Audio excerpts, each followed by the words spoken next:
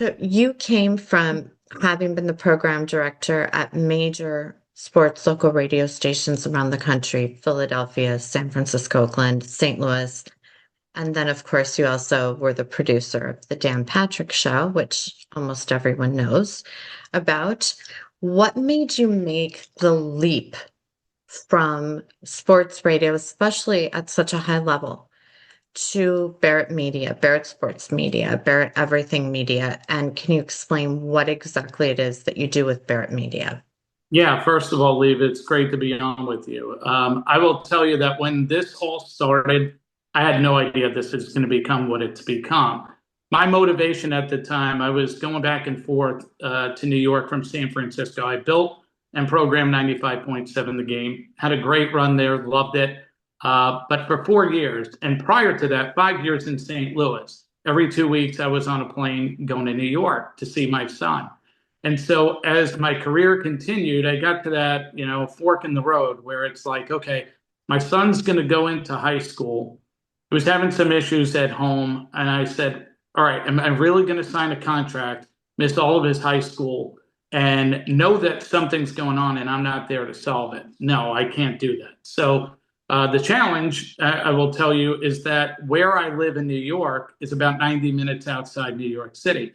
This is where you go to start your career. It's not where you go after a Market 4 program director job. So I was trying to figure out, how am I going to make a living if I live there? I get custody, great, and I did that. I got custody of my son. But while doing so, I'm trying to figure out, how am I going to pay the bills? How am I going to take care of them? So I said, okay, I'm going to consult. I'm going to start writing. I had started that before I even left 95.7 The Game. And it started as a cool thing. I got 30 friends, then 300 friends. Great. I think it's a small thing, but it's an excuse to show up in an inbox for a decision maker. And so my goal was, get 2 or 3 accounts, pay your bills, do something you love while being able to live where you want to live. As we went forward, all of a sudden 300 people became 3,000, became 30,000. And next thing you know, we're doing conferences, and 2020 hits, all this momentum's going. It's been 5 years. We're on fire. Pandemic hits, and I think I'm going to be out of business. I'm wondering, okay, who needs a consultant when everybody's losing 60% of revenue? So fortunately, we weathered the storm. We got through that. By the end of the year, we were up 40% with a bunch of new accounts. We had made the decision to go into news talk and cover news media, which was a great decision at the time because it was an underserved space. And we started to really build that up. Next thing you know, I wasn't planning to go into music till about 27 or 28. I thought, let's give ourselves, a good decade maybe of doing news and sports and see where we're at. Well, All Access, a well-respected publication that had been around for almost 30 years, they go away in 2023 and shut down. Nobody leaps in to really build up a big entity. And I said, well, heck with it. If no one else is going to take the risk, I will. I did. We decided at that point in July 2024, rather than trying to call everything Barrett something media, we'll make it just Barrett Media. We did that. And now here we are 2 years later. We still got a lot of work to do to get music to the level that sports and news are at, but we're on our way. And so it's been a great journey. Is there one of them that, I think that I probably know this answer, but is there one of them that you feel you cover the most comprehensively? For me personally, it's going to be sports because that's where it came from. I will tell you and I think this is common with a lot of people, there are a lot of things about sports that transfer to news and vice versa. On top of that, as you get older, you just become interested in a lot more things, And so, like, for example, and I use this when I'm talking to an editor about coming on to write music, I'm not interested in telling a story, and I'll use music in this example. We're not going to be the site you come to go, Usher has a new single out. Nobody cares about Barrett Media for that. They get that on Billboard, Rolling Stone, plenty of other publications. But I am interested in, because I think about how the business professional deals with a situation.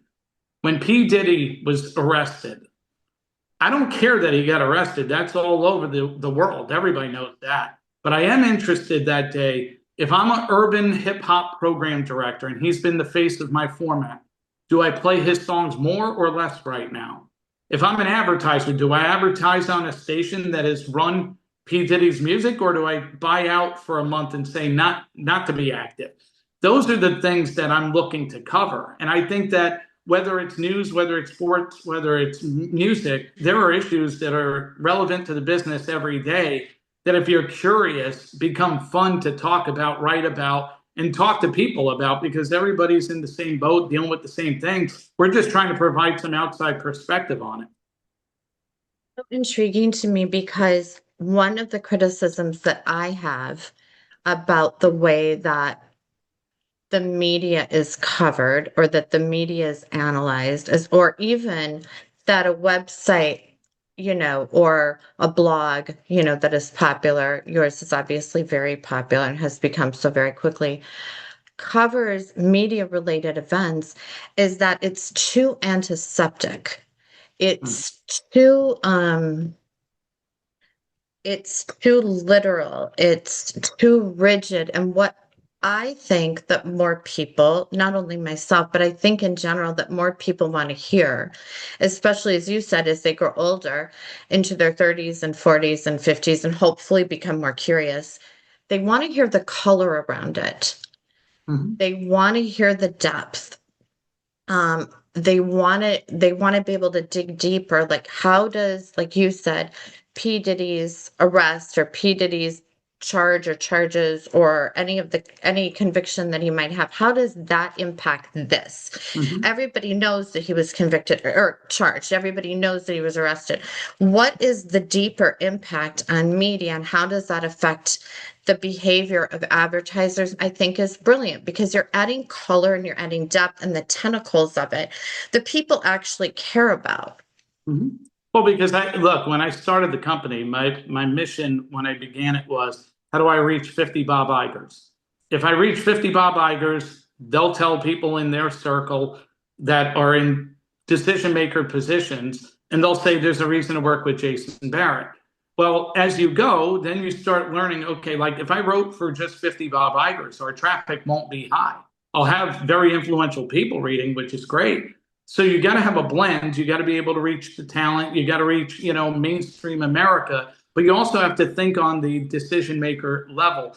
Because I've come from that world, I think it's easy, and I use this as a sports analogy.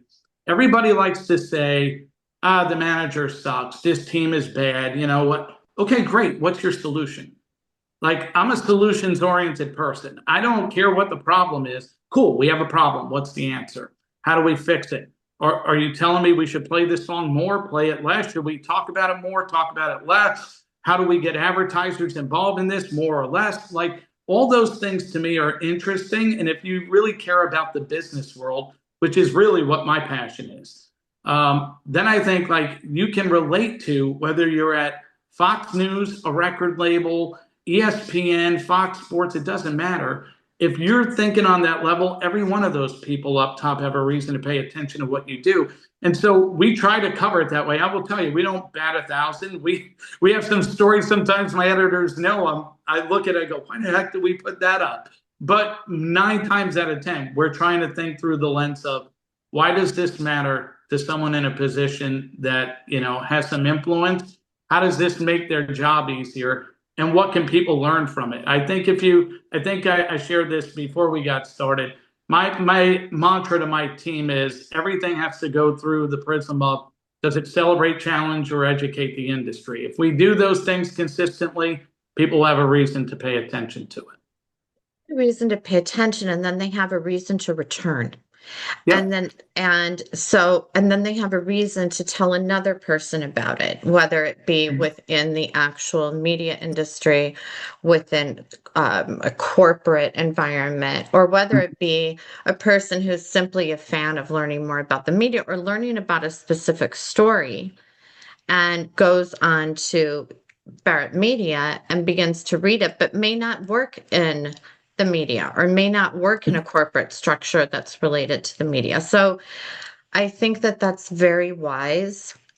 It's also very intuitive. Do you feel like you have, I know that you must know your data, do you feel like you have many people who log on there and gain information from you on a regular basis?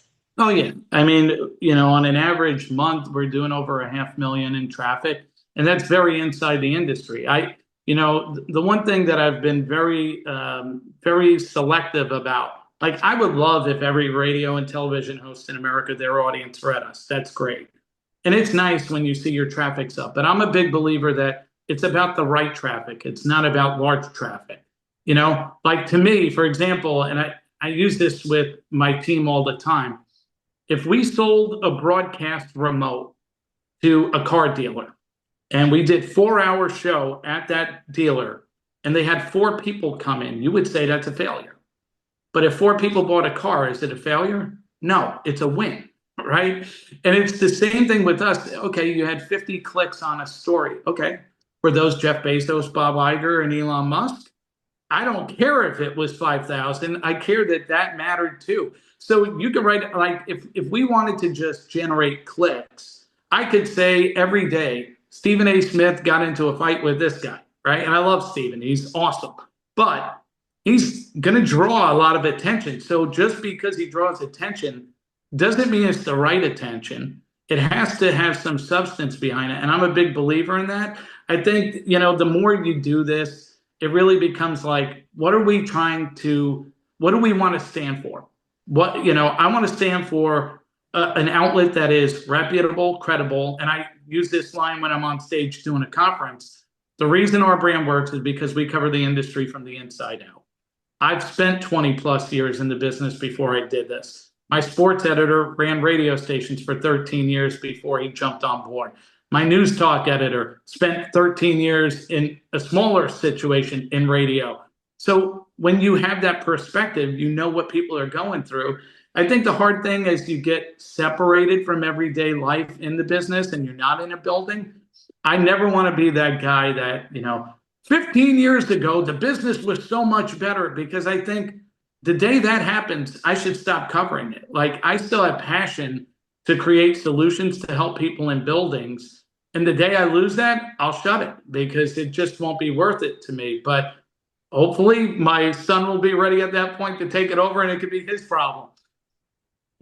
It's interesting because everything that you do on there has such direct implications to public relations, what I do, to marketing, to advertising. I have gone on there and learned a significant amount based on, a myriad number of articles that you have had on there, whether you've written them or one of your employees or colleagues have written them. Where do you see in general, and this is a very, overarching question. So obviously there are many layers to this and it's highly nuanced. Where do you see, because I deal with this with my work with numerous clients, where do we place? Do we place on broadcast television? Do we place on broadcast radio, AM, FM? Do we place on Sirius XM satellite radio? Mhm. Do we place on streaming? Mhm. Do we place on podcasting? Do we place on social? Or do we place in a combination of them? And then who do we use to as our spokesperson or spokespeople, or what type of content do we want to put out there? So all of that together, where do you see, and obviously depends on the client and the client's key demographics and what they're wanting, Right. exactly what you were talking about earlier. In a way, you want the right return on investment. Doesn't matter if you're selling, I have no idea, if you're selling this iPhone, but Mhm. your primary demographics that you're going after are let's say 25 to 54-year-olds, right? You want that key ad demo for, let's say, hypothetically, but the demos that you're accessing are 80 and older, right? It's not going to serve you, right? It's just not worth it. So where do you see the growth in media, and where do you see the vast majority of advertisers gravitating toward now? I Podcasting, think radio, whatever. so. Here's what's interesting. We're doing this podcast, and it's called a podcast, but it could Right. easily be on a radio station. It could easily be on Netflix. Is it now a TV show, or is it a streaming show, or is it an audio show? Is it a radio show? It's content. right? And I think as we go forward, you're going to see there's a lot of content today. And I think ultimately you bet on brands, you bet on personalities, you bet on people who can move people to pay attention to product.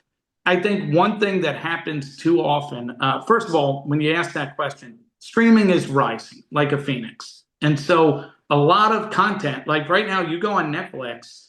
I think, oh, I'm going to go watch the new Peaky Blinders movie. I know my son thinks of Netflix as I'm going to watch Monday Night Raw from WWE. Yet, you might also watch Charlemagne the God. You might watch, somebody from iHeart. Well, that's a radio show, but now it's on Netflix. So if I bought Charlemagne the God as an advertiser, what am I getting with that influencer? I'm getting reach beyond this is a brand you're buying, right? I think one of the biggest problems in media advertising today is the undervaluing of audio. Audio today, if you look, especially radio, most of the time when you see studies done, it's 88% of the country listens to a radio station. Everybody who spends $1 makes $2 or $3 on that dollar. But yet, when you talk to marketing folks, there's perception in their head before they even get in there. And I remember I went to a conference, I think it was 2017 or 2018. It wasn't one of ours. And I listened to a gentleman speak from Cats Radio who was fantastic. And he said, your biggest issue is that a buyer under 30 years old in New York City is getting on a train, putting on Spotify. They have no idea what you do, and they buy what they know personally. And I'm like, we could elevate ratings from a 5 share to a 50 share. And you're telling me I'm dead before I even walk in the door. And I just don't understand that logic. To me, I think, and I've said this so many times, but I think the person getting hosed the worst is the advertiser, because they're the ones who put their money into an agency and say, go spend this and make me more money. Well, that's great if you show impressions. That's great if you show ratings lift. What about actual foot traffic? What about dollars? What about actual business and brand buzz, right? I'll give you a quick example, and I could go on a tangent on this for 20 minutes. But like, I was working with a client, this is back maybe 2018, and they were working with a tire company in the Midwest. And they would do the standard, post on Facebook. Hey, we got 10% off. And I'm like, that is not good for the client. First of all, the client, they want to be part of your world. And you're putting up a stock ad that you have 20,000 followers on your page and they can't get one like. If I'm them, I'm going, please take my ad off of there. You're embarrassing me if you can't draw. But let's send 2 of the talent out to the tire shop. We're going to do a competition. Who can change a tire faster? We're going to film it. We're going to put it, watch the difference. Boom. All these people, thousands of views later, and I can't believe so-and-so couldn't change it in under 5 minutes. It became part of a conversation.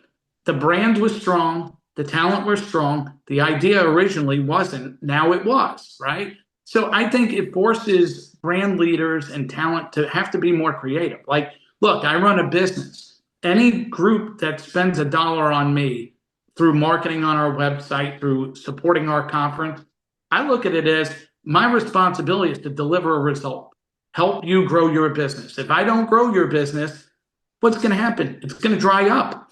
So if I want it to continue, give me a shot and let me demonstrate of how I can help. And I think that the advertiser has to demand more of the agency that buys for him. I think I would love to say, and sit here in 5 years and say, hey, the agency buyers are becoming more open to different things. Just like radio and television talent have their perceptions of what things are. I think everybody's got to just open their mind more, because there are a lot of people leaving dollars on the table when there's a lot more, terrain to explore.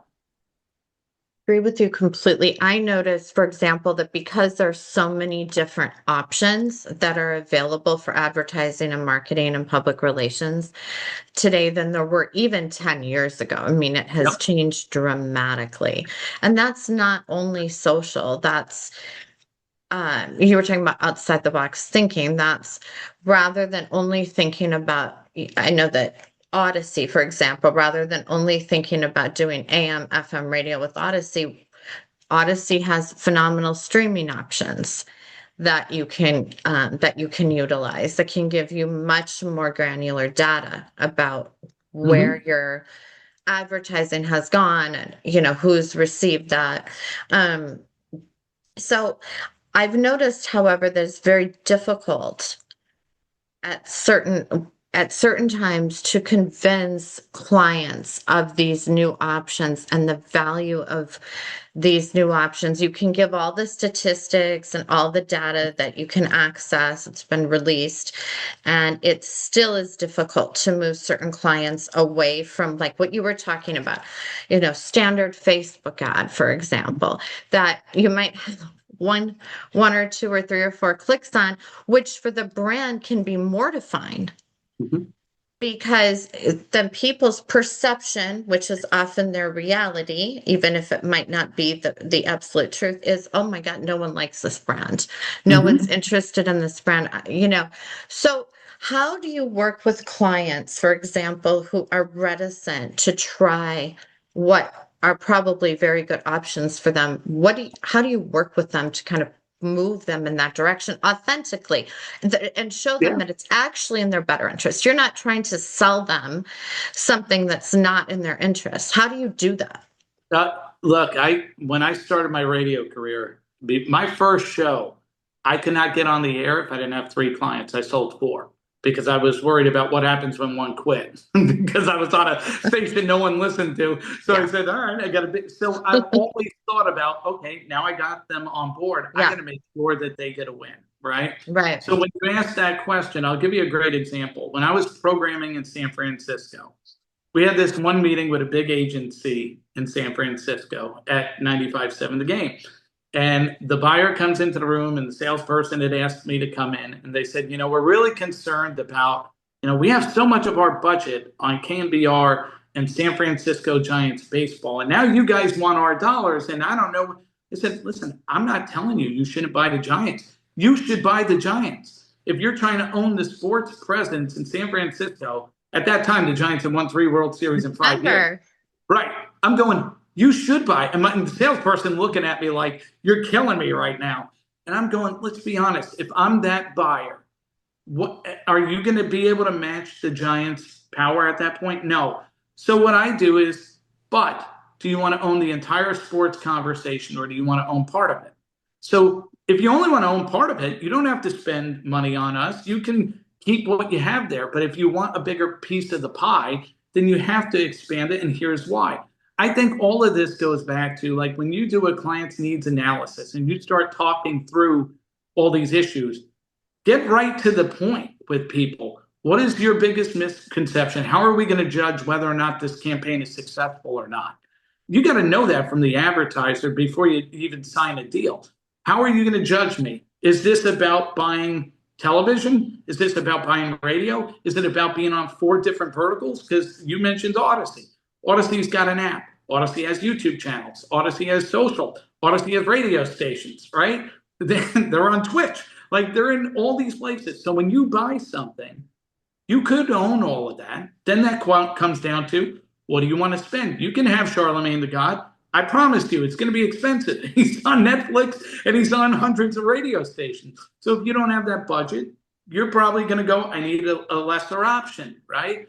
All of it comes down to that. What is the budget? What are you trying to accomplish? And then ultimately, are you open to doing this in a way that, look, on one hand, the media expert is the influencer. It's the decision maker. They know their audience and brand better than you do as the advertiser. You're giving them money because you want them to take your money and multiply it, right? So let creative people do what they do best, which is put people through your door and grow your business. But, look, everybody's got ideas. Like, there are going to be clients that push back on that. I just find the ones that do best are the ones who say, we have a pretty good understanding of what you do, who your people are. Nobody, for example, if you pitch Stephen A. Smith, nobody doesn't know who Stephen A. Smith is. Okay, how do we get him behind this brand to help us grow it? And then it's on him to go execute. It's so interesting to me because I'm such a believer that, and this goes back to what you said initially about even your own business and having the right people, paying attention to your articles, paying attention to your publications, everything. I'm such a believer. I know that impressions can matter, but that it's less about the number and more about making certain that you maximize the number of people, number of impressions, whatever, the number of hits that fit the primary demo that you're trying to sell to. And I think that that should be a priority for almost any business, Mhm. um, whether it's your male, female, whether it's age, whether it's gender, whether it's socioeconomics. Mhm. If you have clients who want a much more granular breakdown of demographic data. Clients who are really looking for a specific demo, specific niche. Where do you tend to, and I know it depends on what that is, but where do you tend to direct them? Is that more toward audio now? Yeah, I mean, look, my specialty is going to be audio, but I know YouTube, I know other things, and so it really just comes down to: are you looking for video presence, and is that the success, or is it on the audio side? If Mhm. you're, let's use audio as this example. You're buying a sports station, you're buying Men 2554. You're buying a news talk station, you're probably buying adults 12 plus or 3564. Sometimes that's even male. You got to know that even then, 3564, there's a lot of older news talk listening that happens beyond 64. And so, if you're a hospital, if you're trying to push things that involve the stock market, those people have money. That's the right space to be in, right? So it comes down to that. What is the brand that you represent? Where is the best format fit? The best individual, the best station? All those things are a factor. If it's television, I'm not the expert on that. But to me, I think it's just business 101. Like, if you're buying sports, do you not think ESPN or Fox Sports? Like, you don't have to be a rocket scientist to figure this out, that you're probably going to want to be in one of those two places. You might want the NFL on a Sunday, knowing that it's 95 of 100, the top TV broadcasts. So, yes, some of this stuff is not that difficult. Then it just comes down to, what you're actually trying to accomplish, what your budget is, and then ultimately, which are the personalities that are the best fit to move your product. You mentioned TV, and we've talked about that. And obviously, we know about all the cord cutting that's been happening. Mhm. And it's been extensive and it's had enormous impact, obviously, on many um, TV networks. So, given the cord cutting, given um, challenges with advertising budgets being dispersed in many different ways, where, 10 or 20 or 30 years ago, that was not the case. What do you see as the future for local television? Local television, I'm not as excited about as national television, and I feel that way about radio too. I love local radio, but if you're not, like, when you see, for example, iHeart Launch and iHeart Acts, and all the stations come through there, in 30 years, do call letters mean anything? They might not, right? Odyssey launched an app. I was at the Super Bowl in San Francisco. All of their stations were in the same spot, all branded Odyssey Sports, while they had their station logos. And I look at it and I go, that wouldn't surprise me if in 10 years from now it's Odyssey Sports. Because I think, look, the one thing about the media that I know, like, I don't think anybody has the answer on this question. Because if you looked at the last decade, nobody in 2015 was telling you TikTok was going to be what it became, right? Nobody knew that Netflix was going to go into sports and start bidding for rights. Netflix initially said, we have no interest in sports, right? Jeff Bezos wasn't buying the Washington Post and running Amazon to do sports. So a lot of stuff changes, and that's the only guarantee, is that things are going to change. I think the one thing that if I was betting on something, I would say there's going to be, at some point, a lot, like right now, the world of media is extremely splintered, and there's going to be some consolidation to where you have, like, look around. You mentioned cord cutting. Look around television. There are layoffs all the time. Look at radio. There are layoffs all the time. I mean, this week alone, even in other businesses, Oracle does a business deal with OpenAI and they cut 30,000 people by email. And so it's because there's just so much stuff. And what you touched on, like, there are still advertising dollars being spent all over the place. The problem is there's fragmented everywhere. And it's the same with radio. Radio's got to go, are we a YouTube show? Are we on Twitch? Are we on an app? You know, so, okay, we're only getting 50% of an ad buy on the radio station, but we're only getting 20% in these digital spaces. So where did the 30% go, right? So that's the issue. I think as time goes by, there's going to be less media jobs. You know, it's just a reality. If you look back 10 years ago, there's less media jobs today than then. So, you know, but great brands will continue to thrive. Great talent will get distributed more. Like, nobody who gets Charlemagne the God in another market outside of New York who's listening to an urban station doesn't say Charlemagne the God's a great urban show. You know, it's just that especially in sports, this is where it gets tougher. Sports is a very local thing, whereas news can be a national thing. Music can be a national thing. And that's the one where I'm like, yeah, you know what? People in a local city still want to know what a local voice thinks. Yes. The question is, do 10 local voices become 5? Do they become 3? Because at some point, like, dollars keep shrinking. You can't think headcount's going to increase. I feel like sports is one of those areas too, because of the live events, that is safer than perhaps other areas. Can you talk about that? Yeah, I think that's spot on. You know, it's the same thing like when we have debates about AI. It's like, well, AI can't get you into the car dealer. AI can't play a concert. You know, you still, AI is not going to sell your endorsements for somebody putting their money on it. So sure, there are a lot of benefits of what AI does, but there are things that it just can't do. And so you do need live bodies. I worked on a national level, and I'm also from New York. In New York, we would reject national sports talk in an instant. Nobody wants to hear national in New York City when you have 9 local teams. Okay. That being said, you know, whether I like that or not, you could argue, but do they need a local show at night? Do they need a local show overnight? Do they need a 3-person show versus a 2-person show? Like, those are the things that are going to get tougher. I think the challenge to occupy some of those seats is going to get tougher. But I just think that no matter what, you have brands that have emerged also. Like, this is the one thing that is difficult sometimes, especially in sports. In sports, I listen to, remember I said earlier, I cover radio, TV, podcasting, all of it. I will listen to radio people telling me the sky's falling, everything's bad, we're going to lose chairs. And I go, if it's so bad, why are Omaha Productions, The Volume, John Boy Media, Outkick, and Barstool Sports all going into it? Why is The Ringer in it? All of these groups, Locked On, Believe, like, there's so many groups that have said, well, if you don't want it, we'll jump in, the same way I talked about me going in to cover music radio, right?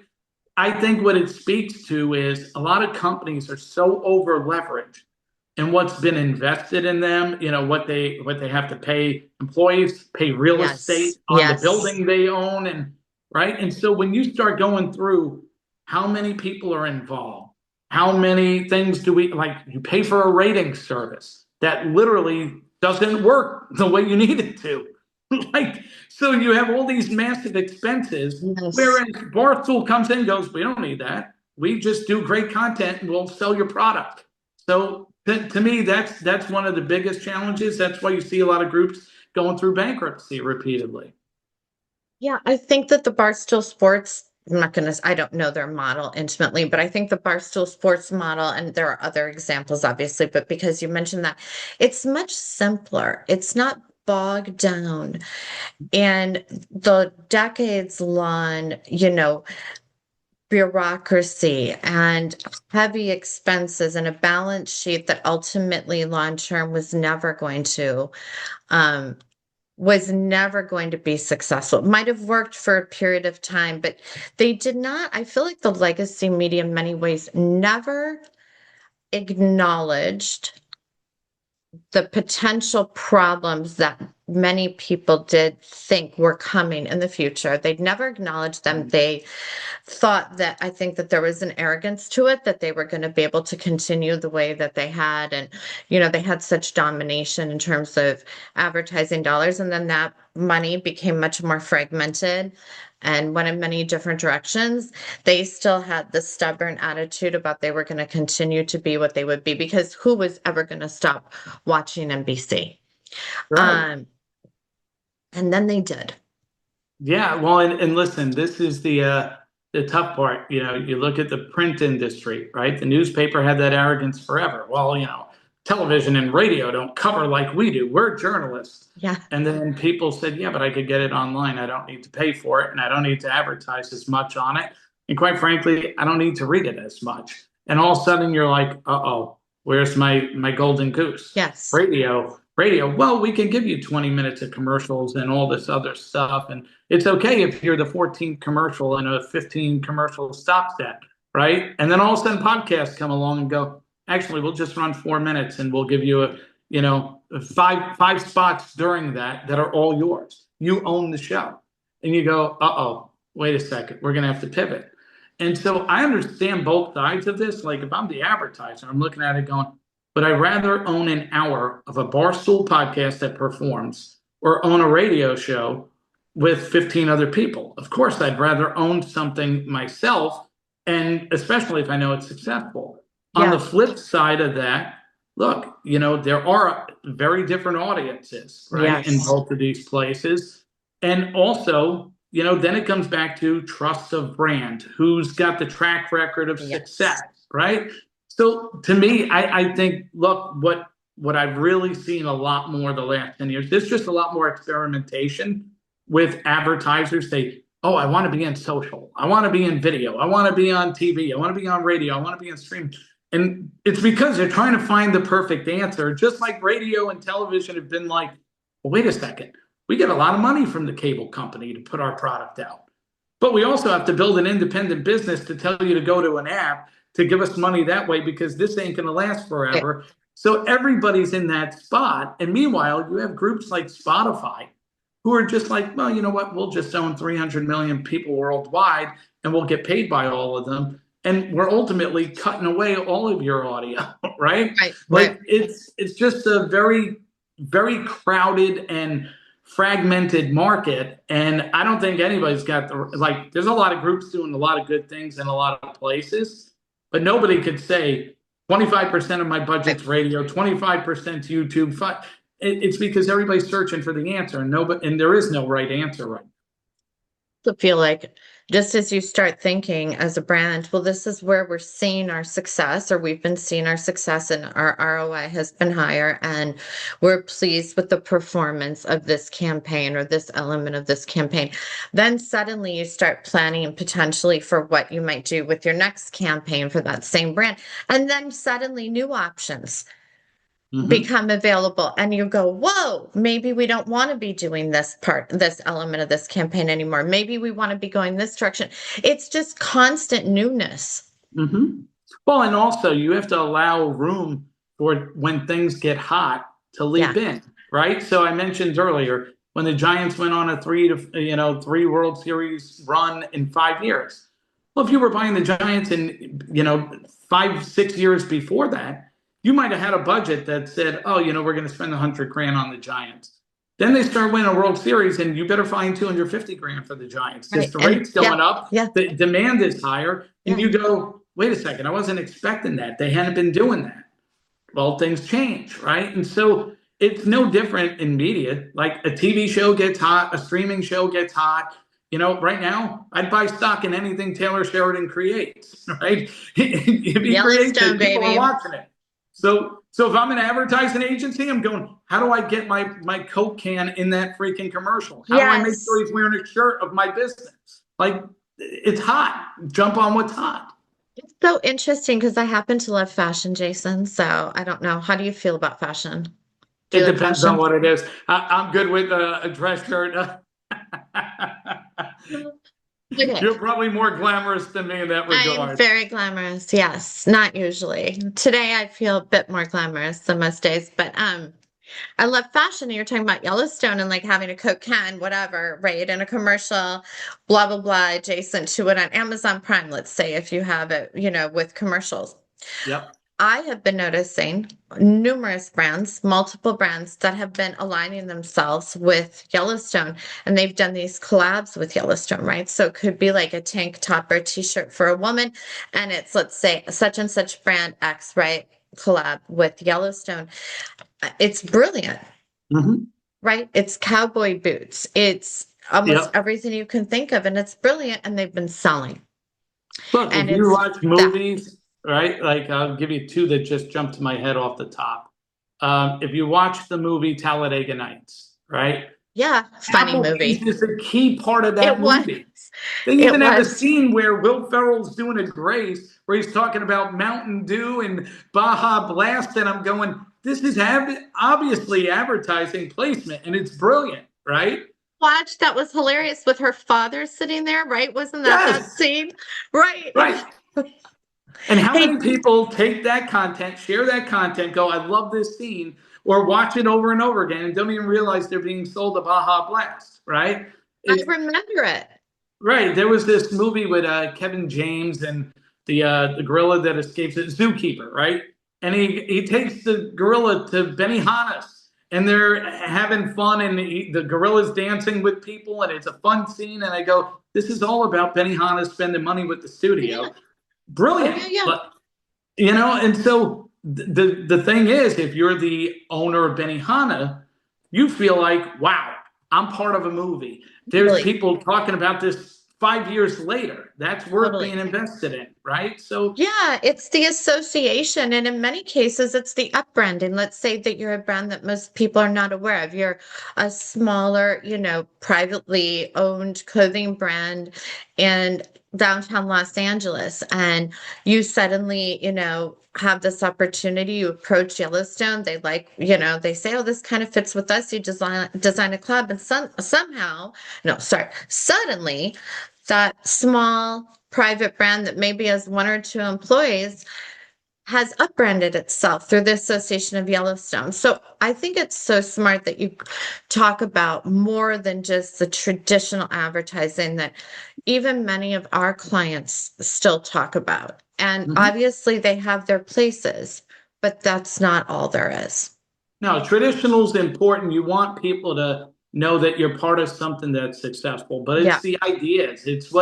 That's what moves people. Ultimately, what does an advertiser really care about? Deliver a result, right? Make sure that there's some buzz to my brand that makes people feel like I'm cool and I'm worth continuing to spend dollars with in the future, right?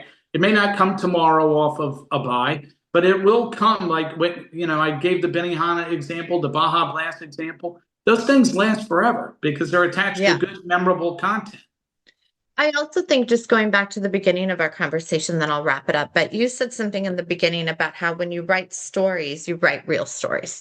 You write stories that appeal to the people that go on your site, that appeal to the people that you consult for, and that appeal to the media. You write actual stories. You don't just write, a rigid Mhm. standard story about P. Diddy was charged. You write, how does that impact this element of what advertisers are doing, or right? So I feel Yeah. like that goes back, even the way people, it sort of translates to the philosophy of advertising in a way where you're telling a story. And you said also earlier that people don't want to just see a Facebook ad that's plain and bland and boring. They want to feel like they're part of something, Yeah, it's right? about community connection. It's Mhm. about feeling like the reader, the brand, what they Yeah. stand for, right? Like, I don't care if someone disagrees with an opinion, agrees with an opinion. Cool. I just want you to be interested enough that you take a few things away from it. The hard thing with, as you know, with media people, everybody is running so much that my biggest worry all the time is like, if I don't reach them in the inbox and make them stop, if they read one story a day, that's a win. But we Right. produce 25. So the business part of me is like, okay, well, do we need 25 stories if someone reads one? Well, you do, because 25 different people all read one, Right. right? And then eventually that multiplies. And so I think you have to start with what is it that I want my identity to be in whatever space I'm in?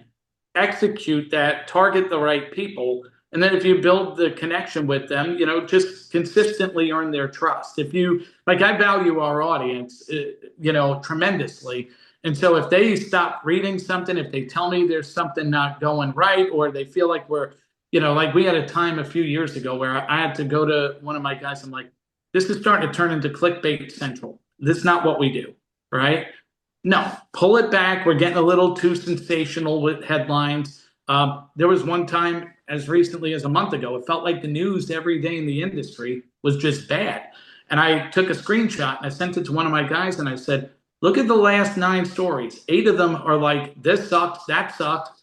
And I said, there's got to be more than just 8 things that say it's bad. Like, let's balance this thing out. So I look at it that closely because I look at it as like, I don't want, as I said at the beginning, I want to provide solutions, not just problems. You do have to call out problems, but you also have to have some solutions. You also have to celebrate some wins when they come. Yeah, and you said it in the very beginning, celebrate, educate. So it's a balance.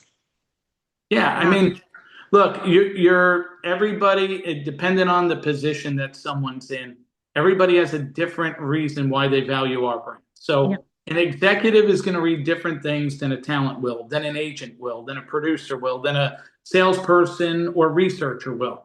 But I want them all to read it. I'm not picking one side or the other. I look at somebody coming out of college and I go, this is a masterclass every day for you to learn the business from everybody who literally works in the business is telling you what to expect and what's going on. So if a program director is on the site challenging something going on in the format that he knows a lot about, or she knows, or whoever, you're going to learn something from that.